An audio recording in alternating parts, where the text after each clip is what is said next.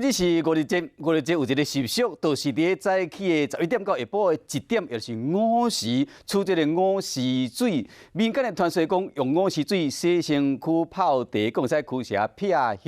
伫云林的朝天宫边有一座300多年历史的龙井，这是一座古井。当年五日节，拢有一个乡亲来哩拜咧要创啥？要来滴午时水。这个在地人讲，这个午时水有这个妈祖的保庇，感觉上有加倍效果。 规定人围伫古井边啊，手拢掼一个大水桶啊，因拢是要来出午时水的。谢谢老板。这座古井叫龙井，伫云林朝天宫的边啊，有300多年的历史。亲母五公树，唱水真硬斗。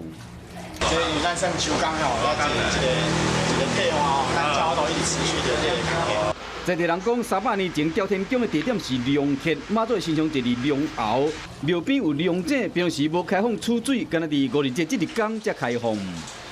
阳光下让它吸收它的能量，然后再来身体觉得不舒服的时候，把它静一下。每年端午都会来取这个水吗？会，我们每年都会来。做什么用？当午时水。吃饭哦。哎，吃平安。 传说五日节这日天，伫中昼11点到下晡1点至2点钟，阳气上升。这段时间的水叫午时水。讲从这个午时水滴进去洗身躯，也是泡茶，会使驱邪辟香、除恶运，佫会使解运添财。